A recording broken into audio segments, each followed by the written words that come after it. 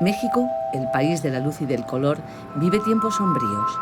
La violencia ha llenado de luto una nación donde cualquiera puede ser la próxima víctima. El suelo que pisan es una inmensa fosa. Las entrañas de México esconden a miles de desaparecidos.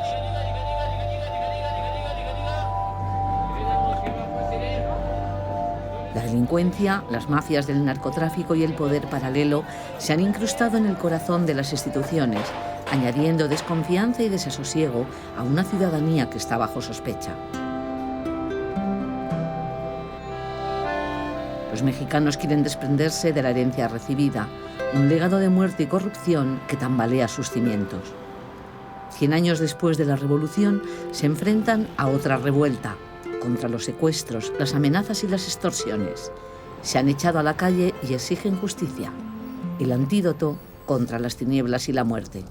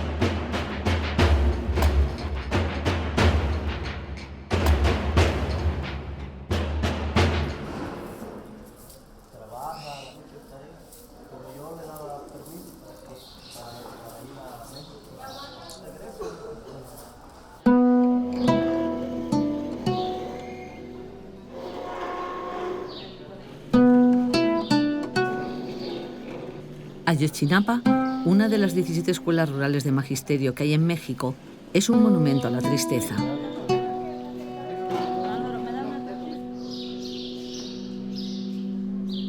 Las sillas vacías esperan en vano la vuelta de los desaparecidos. 43 estudiantes de magisterio secuestrados por la policía de Iguala el 26 de septiembre. La ausencia es interminable. El informe oficial del gobierno, en el que se afirma que los estudiantes fueron calcinados, aunque reconoce que los forenses no han podido confirmarlo, desespera a las familias, agarradas desde hace meses a la débil esperanza de que puedan estar vivos. En Ayotzinapa, la vida, o lo que queda de ella, gira alrededor de la cancha de baloncesto. Es el lugar de encuentro, oración y comida. Las clases se han suspendido.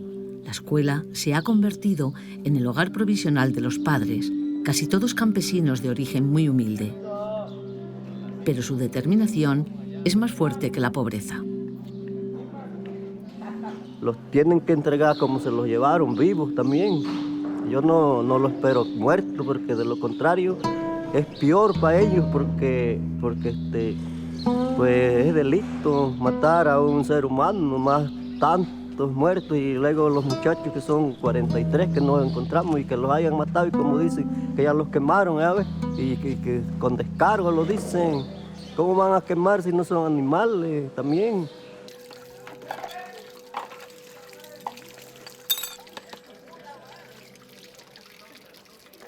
Y vamos a esperar aquí hasta que pues ellos, el mismo gobierno, nos dé respuesta de los hijos pues, que hicieron con ellos, ¿verdad? Que nos lo entreguen, es lo que queremos nosotros.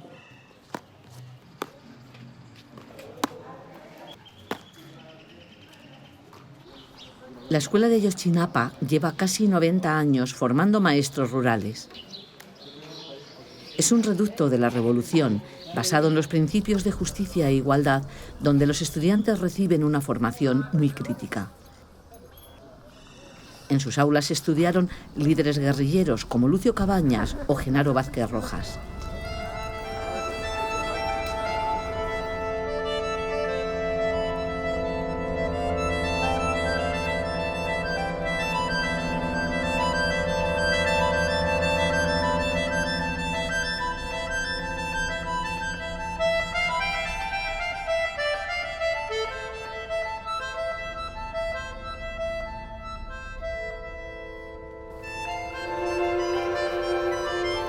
Las pinturas murales de Ayotzinapa tienen como referentes a Carlos Marx, a la guerrilla local o al Che Guevara. La tradicional actitud combativa de sus profesores y alumnos molesta a los gobiernos federales. Sin embargo, la educación que reciben en régimen de internado es muy estricta y al terminar, los nuevos profesores regresan a enseñar a sus lugares de origen, la mayoría comunidades marginadas del país. La verdad, no, hasta la fecha no puedo creer que mi hermano no esté conmigo, que mi hermano esté secuestrado, porque él no está desaparecido, él está secuestrado. Estoy pidiendo por mi hijo, pues lo quiero ver mi hijo, lo quisiera yo ver, que ya venga, lo quisiera abrazar, lo quisiera tener. Vamos a estar aquí si no aparecen los muchachos. Y vamos a seguir haciendo marchas, haciendo movimientos, porque tenemos todo el pueblo que nos está apoyando. Entonces, pues lo que le decimos al gobierno, a Peña Nieto y todo su gabinete, que se vayan preparando, porque ellos se van de patitas a la calle.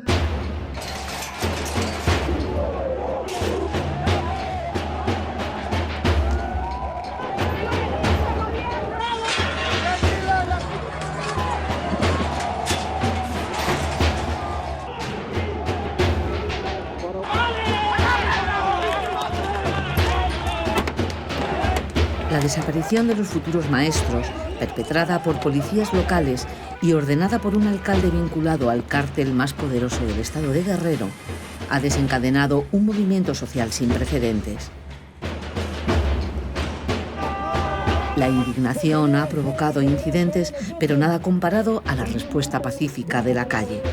Podía haber sido una más, pero la matanza de Iguala ha confirmado un secreto a voces: el poder de la narcopolítica y el fracaso de unas instituciones a las que los ciudadanos piden cuentas. Vamos a seguir luchando y no vamos a descansar hasta encontrarlos. Sí, yo creo que hay una gran reserva moral del país, hay una reserva verdaderamente ciudadana, que es la que se está movilizando, que se ha movilizado, que se movilizó hace 3 años y medio, que se movilizó con el zapatismo hace 20 años y que, bueno, cada vez es más, por fortuna, gracias a Dios, este crecimiento de la conciencia ciudadana y de la dignidad moral del país. Es la punta del iceberg de un bloque de hielo de horror, muerte, corrupción, porque a lo largo de estos 2 años donde intentaron cambiar la percepción, donde dijeron que ya iba mejor esto, se siguieron acumulando y se siguen acumulando. En este momento seguramente están secuestrando a alguien o a alguienes, en este momento seguramente están desapareciendo a alguien o a alguienes y nadie da cuenta de eso.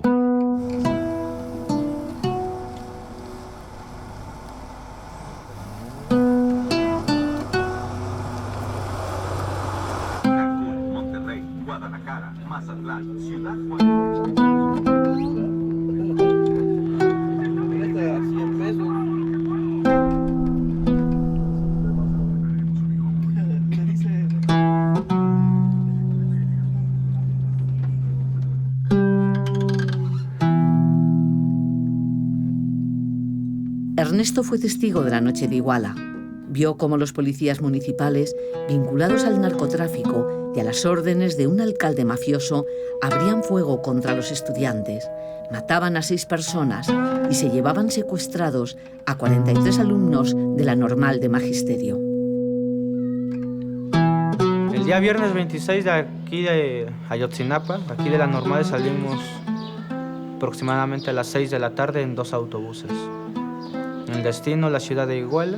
El tercer autobús en el cual yo iba pasa al Zócalo de la ciudad de Iguala. Y empezamos a ver sirenas, a escuchar las patrullas. Se acercan rápido, inmediatamente nos empiezan a disparar. ¡Bájense! ¡Bájense, hijos de más! ¡Márquenle! ¡Ya le marcaron!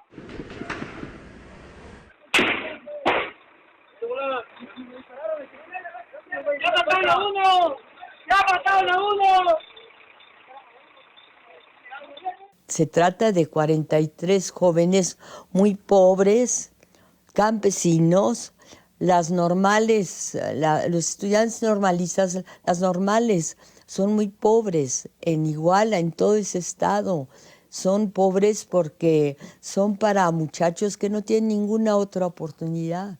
La única oportunidad de salir es esa, que puedan volverse maestros. El caso Iguala es una mancha atroz en la vida oficial y política de nuestro país, ya de por sí hundida en el lodo.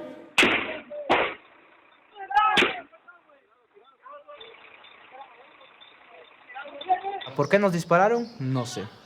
Simplemente accionaron sus armas contra nosotros. En ningún momento nos marcaron el alto. En ningún momento ellos quisieron hablar con nosotros. No quisieron dialogar. Nada va a ser igual después en México, después de Ayotzinapa. México tiene que cambiar.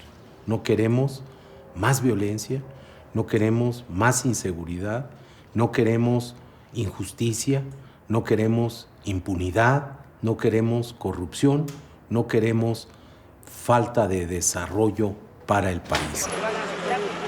Ahí estamos, compañeros.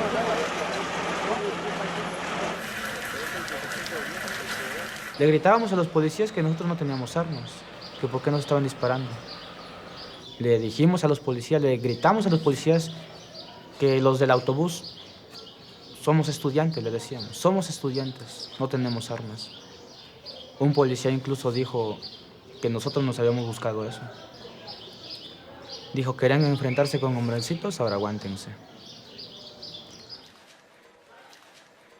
Ni las dimisiones, ni el centenar de detenciones que se han producido, entre ellas las del alcalde de Iguala, policías locales y sicarios del narco, han frenado la indignación. Tampoco la versión oficial, un homicidio masivo que habría culminado con la incineración de los desgraciados estudiantes, plagada de puntos oscuros y de contradicciones. Lo sucedido en Iguala es un crimen de Estado. O sea, quien dispara contra los jóvenes, quienes los detiene ilegalmente y quienes los desaparece son policías. Policías con la participación presumible del ejército, con autoridades municipales y con redes de protección a nivel local y federal. Nos empiezan a disparar, a mi compañero le dan en la cabeza y cae. Incluso un compañero mandó un mensaje diciendo, paisa, ayúdame, me estoy desangrando, me estoy muriendo. Fue el compañero que atravesó la bala en esta parte. Mandó un mensaje que se estaba muriendo.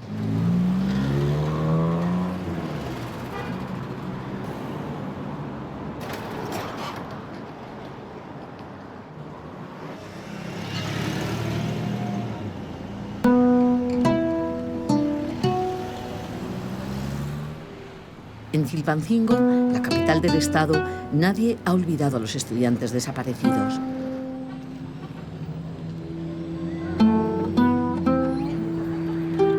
Guerrero es un estado muy pobre y tiene un largo historial de lucha y violencia.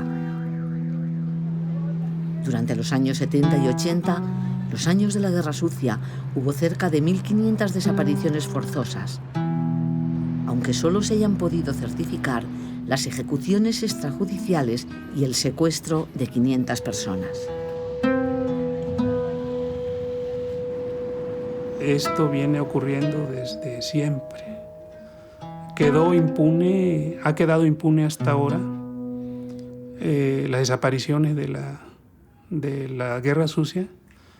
No se reconstruyó el tejido social, no se le ha hecho justicia a las víctimas, no se conoce el destino final de todas estas víctimas y no solamente no se conoce, sino que se siguen sumando todas las demás víctimas. Desde la tragedia de Iguala, la presencia policial ha crecido. El gobierno ha enviado 10.000 federales a Guerrero en un intento de ampliar la investigación y aclarar lo ocurrido. Pero el problema no es la desaparición de los estudiantes. Guerrero vive bajo la bota del narcotráfico y la actividad económica lleva tiempo en declive. El único negocio floreciente es el de la seguridad privada. El crimen organizado marca las reglas. Así se percibe. Se percibe que tiene una capacidad de operar impresionante y no pasa nada. o el levantamiento, como le llaman comúnmente a un secuestro ahora de personas, igual, se las llevan y no pasa nada. Los comerciantes de la ciudad aseguran su vida pagando cuotas a las mafias locales. Un bar, unos 100 euros semanales. Un taxista que quiera circular sin problemas paga 2 euros al día. Un constructor, hasta el 10% del precio de la obra. Pagan y callan. Somos las víctimas preferidas del secuestro, de la extorsión, el cobro de derecho de piso. Ya somos una especie en extinción. ¿Cuál clase empresarial? Está esta clase empresarial más flaca, que está a punto de morir de inanición. Es un asunto... Como presidente de los comerciantes de Chilpancingo, Pío V Damián llevaba tiempo reclamando al alcalde presidente de la ciudad, Mario Moreno, más protección. El 28 de enero de 2014, en el curso de una asamblea popular, el empresario le acusó en público de mantener vínculos con el crimen organizado. No le quieren nada a este bribón. Miren, le voy a hacer unas preguntas aquí a Mario. No le digo ni presidente, porque para mí ya no es presidente.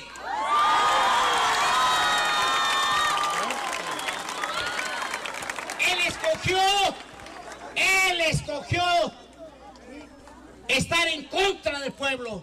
Quiso estar al lado de los criminales y eso hizo, compañeros. Una hora más tarde, el vehículo del empresario fue tiroteado. Asegura contra viento y marea que el alcalde, que sigue en el cargo, ordenó el atentado en el que salvó milagrosamente la vida. Claro, a un alto costo, al costo del asesinato de la esposa de mi hijo, ¿no?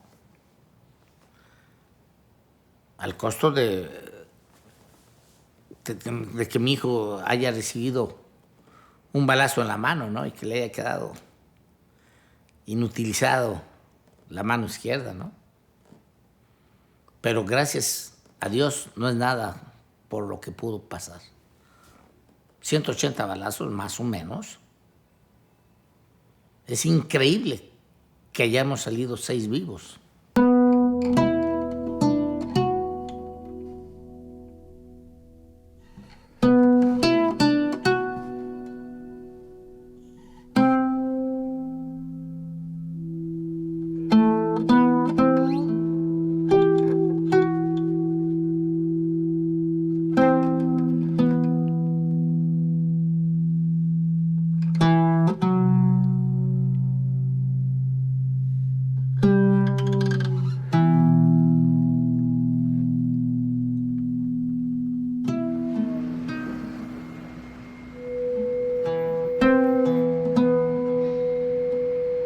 El principal tema de conversación en México es el camino a tomar para acabar con la impunidad.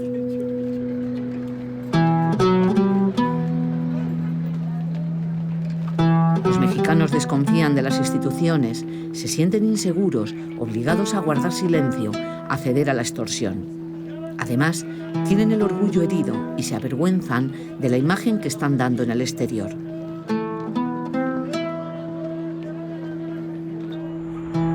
En México, las tasas de violencia son propias de países en guerra. En apenas 7 años se han registrado 70.000 asesinatos y 23.000 desapariciones, casi todas relacionadas con la guerra fallida contra el narcotráfico. Las protestas por la desaparición de los estudiantes han llegado a Naciones Unidas. Padres y maestros han pedido que tome cartas en el asunto y han acordado elevar el caso al Comité de Desapariciones Forzadas del organismo internacional. La ONU ha hecho una serie de recomendaciones al gobierno, entre ellas la reparación a las víctimas, la distinción entre desapariciones voluntarias y forzosas y mecanismos eficaces para la búsqueda de los desaparecidos. La cifra es dramática porque involucra un conjunto de dolores y angustias de una sociedad como la mexicana que está transida por estos fenómenos, pero en particular el de desaparición forzada no debe confundirse porque entraña una responsabilidad directa del funcionariado público en ese hecho delictivo y punible, ¿no?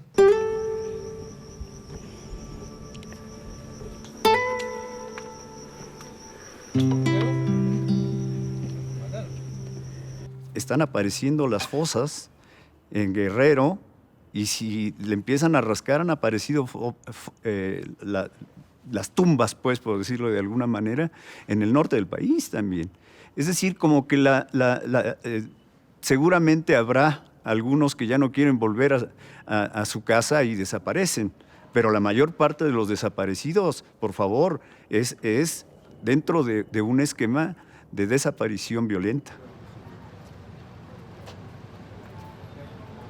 En México, la relación antropológica con la muerte tiene mucho de tradición cultural y algo de reverencia. El culto a la Santa Muerte ha sido siempre minoritario, aunque se remonte a épocas precolombinas. No me grabes, ¿eh? No me grabes. Dentro de la tradición mexicana, la flaca o la señora protege y otorga favores a sus fieles. Más reciente es la veneración a Jesús Malverde, un antiguo ratero al que atribuyen facultades milagrosas. Este era un ratero allá en Sinaloa. Un cacique lo mandó a colgar. Él es muy adorado por los pobres. Lo quieren mucho, lo veneran mucho.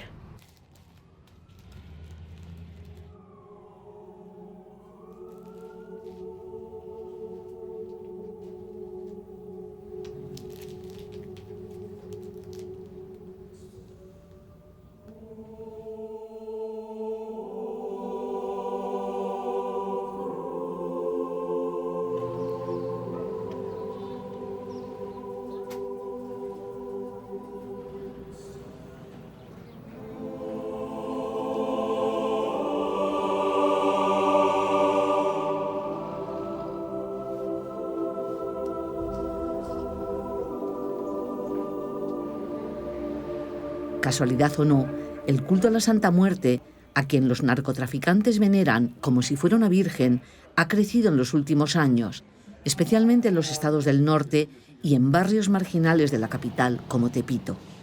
Un hecho que, según algunos historiadores, revela la crisis que atraviesa México.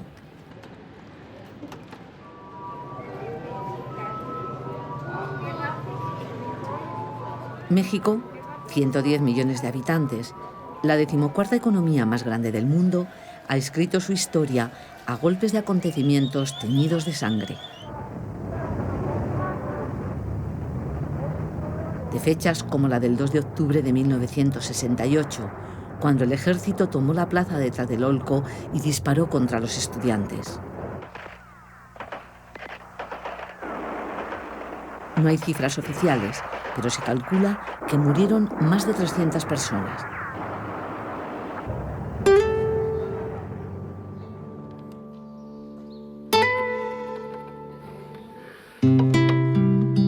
El 2 de octubre es un día a recordar. Los futuros maestros de Ayotzinapa habían organizado un viaje a la capital para asistir a los actos de aniversario cuando fueron secuestrados.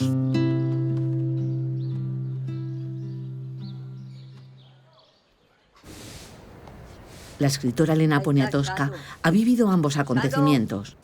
A sus 82 años, participa activamente en los movimientos de protesta por los desaparecidos. Tenía 36 cuando contó al mundo qué pasó la noche de Tlatelolco. Lo que sí le puedo decir en diferencia al 68, al 2 de octubre de 1968, a la noche de Tlatelolco, es que ahora la gente tiene mucho más conciencia de lo que sucedió que antes. A usted la pueden matar, a mí igual, pero a mí ya no importa porque tengo 82 años, ya más o menos ya viví, pero usted sí está joven. Y entonces ¿se imagina lo que significaría eso? ¿Por qué la van a matar? ¿Con qué derecho? El narcotráfico y sus enloquecidos cárteles se han adueñado del país. Alardean de sus crímenes y de sus métodos salvajes. Los expertos coinciden en que la situación es peor que hace años porque los cárteles de la droga se han fragmentado y han ampliado su catálogo criminal a la piratería, a la trata de mujeres y al tráfico de inmigrantes. Por las grietas que ha abierto el crimen, corre la sangre y el dinero. Pese a las incursiones del ejército, que de vez en cuando destruye plantíos de opio y marihuana, el cultivo de estupefacientes sigue creciendo. Al otro lado de la frontera se encuentra Estados Unidos, un gran negocio para los cárteles del narco y el mercado donde se abastecen de armas. Son también esas armas que están liberalizadas las que arman a los narcotraficantes y al crimen organizado. Es decir, nos instalaron una guerra y han sido irresponsables. Entonces, la corresponsabilidad de Estados Unidos es grave, pero la aceptación y la corrupción de este país es más grave todavía. Estamos hablando de que es una actividad económica muy importante. Significa aproximadamente el 5% del PIB, unos 65 mil millones de dólares. De tal manera que hay dinero para comprar, ¿no?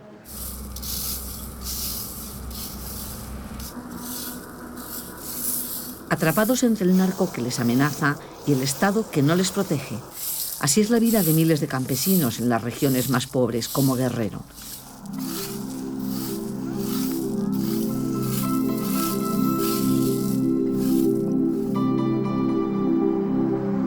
En la sierra, el cultivo de maíz no da para vivir y muchos campesinos terminan accediendo a las exigencias de los cárteles locales y al cultivo de enervantes que al final les esclaviza.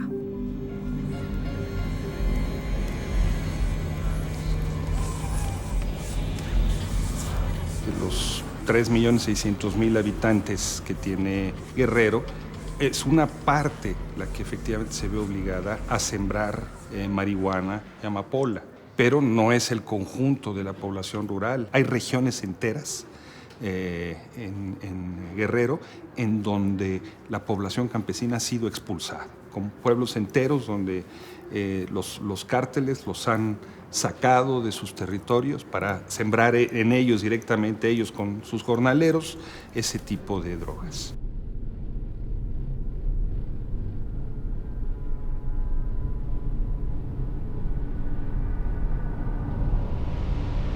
Los cárteles de la droga están detrás de muchas desapariciones. Hay fosas por todo el país. Los cerros de Iguala son una gigantesca tumba clandestina. Grupos de civiles organizados, las llamadas policías comunitarias, llevan tiempo diciéndolo. Subimos con ellos al Cerro del Tigre.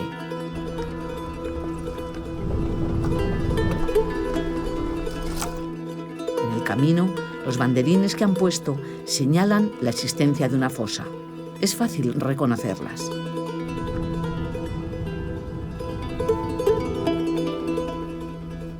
Dependiendo si hay 3 o 4 cuerpos, se secan y se hace esto. Entonces se hunden la tierra. Por la lluvia y por todo, agarra peso. Entonces eso lo ves y rápido empiezas a encontrar. O sea, no es tan difícil. No es tan difícil, y como esto es una zona de estos malditos que se dedicaron a hacer estas cosas. Lo que quiere decir que las autoridades también podrían encontrarlos con la misma facilidad que lo hacen ustedes. Claro, porque ellos son expertos, son peritos, traen perros.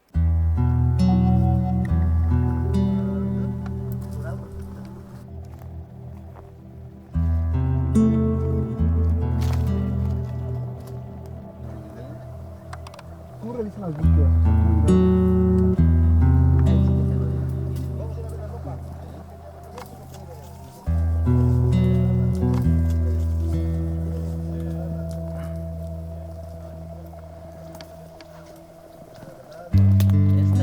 Uno de los guías nos enseña el traje de ballet que vestía una niña secuestrada al salir de clase y de la que nada se ha vuelto a saber. La sierra es el escondite perfecto. Si no se paga a tiempo, los criminales se deshacen de las víctimas en el mismo campamento donde las retienen.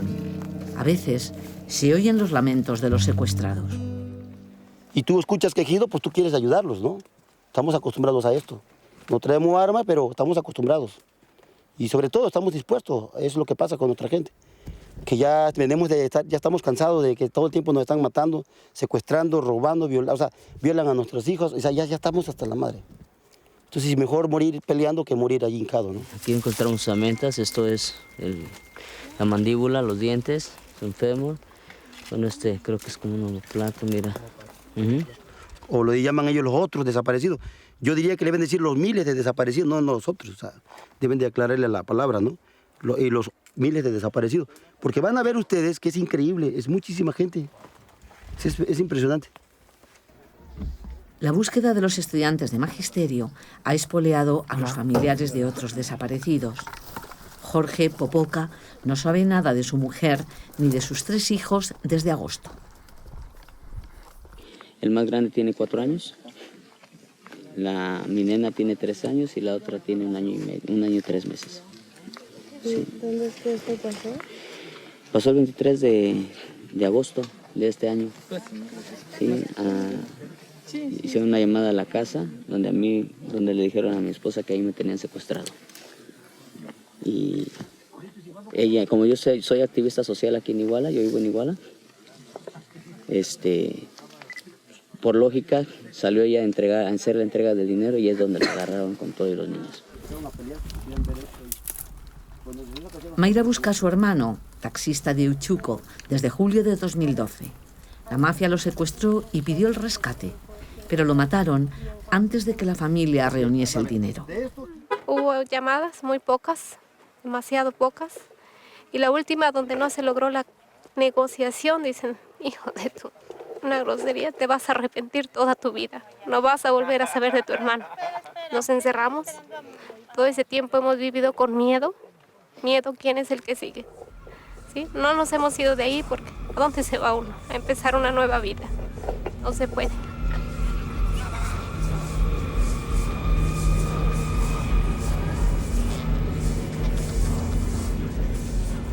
Solo por 43 el mundo se ha sensibilizado, pero son más, somos muchos más que tenemos las mismas preguntas. ¿Dónde estás? ¿Cómo estás? ¿Qué estás pasando contigo? Y es muy difícil, pero aquí estamos, ¿sí? Buscando, pero ahorita yo no había subido para acá, yo había estado de aquel lado y dice, ¿cuándo vamos a acabar esto? ¿Dónde estás?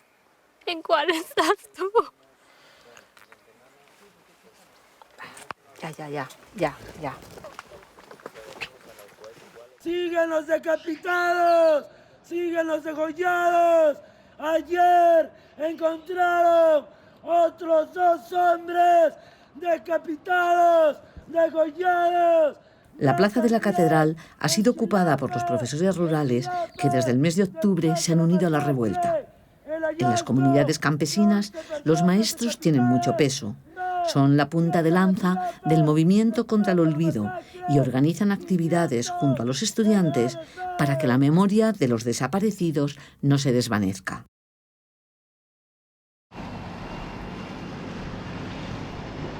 En la autopista del Sol, en la ruta hacia Acapulco, los conductores se han acostumbrado a los llamados boteos informativos. Maestros y estudiantes ocupan las casetas de pago y recaudan fondos para financiar su lucha. Nos tapamos la cara por seguridad, porque tenemos temor a que se siga dando la represión selectiva del gobierno hacia los manifestantes. Por eso.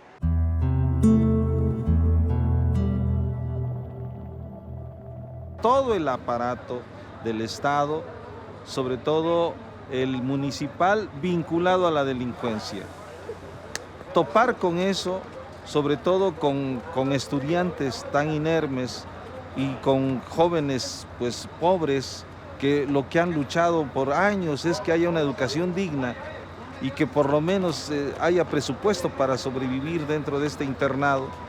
Bueno, pues realmente para nosotros representó un impacto y para la sociedad en verdad despertó.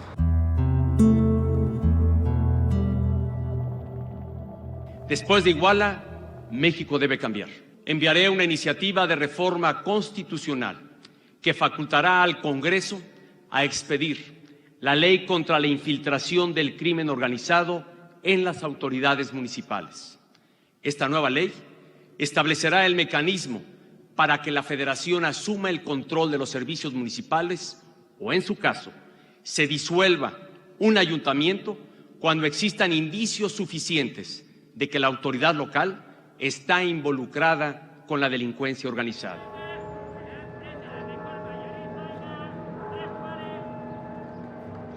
En el Palacio Nacional del Zócalo, el epicentro de la vida política de México, desde los tiempos del virreinato, se buscan soluciones.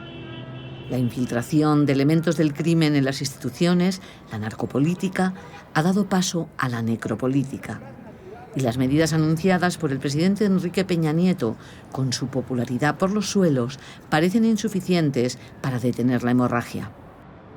No pueden seguirse profundizando las brechas entre los que tienen todo y de sobra y a los que les falta todo, a los que no tienen casi absolutamente nada, que viven en condiciones de miseria, en condiciones de falta de alimentación, incluso en pobreza extrema.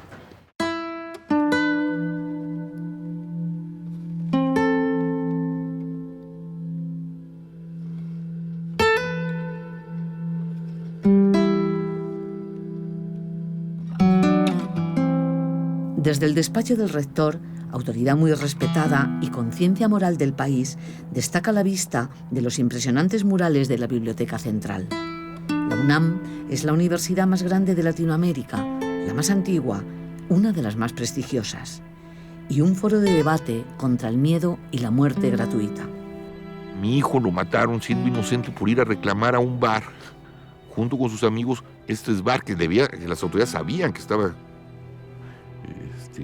regenteado, administrado por criminales y estaba operando, se asustan y deciden matarlos. Eso no es casualidad, eso es maldad y esa es inoperancia del Estado. El periodista Javier Sicilia enterró a su hijo con 24 años. Murió junto a 6 personas tras una discusión aparentemente sin importancia con individuos que resultaron ser miembros del narco. Sicilia está detrás del Movimiento por la Paz, una respuesta de la sociedad civil ante tanta violencia. El día que mataron a su hijo, renunció a la poesía y escribió los que hasta hoy han sido sus últimos versos. Si este país recupera su habla, que su paz, que su humanidad, que su justicia, yo volveré a hablar como poeta desde la poesía. Mientras haré poesía de otra manera, como lo he estado haciendo hasta ahora, pero yo espero encontrar ese lugar para que mi palabra pueda resucitar de nuevo. Muchas gracias. Me llevaron a un compañero, su nombre es Daniel Armando Arredondo López, es estudiante de la ESA Ticomán. Se lo llevaron allá. ¿Contra quién pelean? ¿A quién le siguen? Este es México del día de hoy, este es nuestro país, esta es la supuesta democracia en la que vivimos. Durante mucho tiempo, el temor a la implicación de los cuerpos policiales en las desapariciones dificultó las denuncias.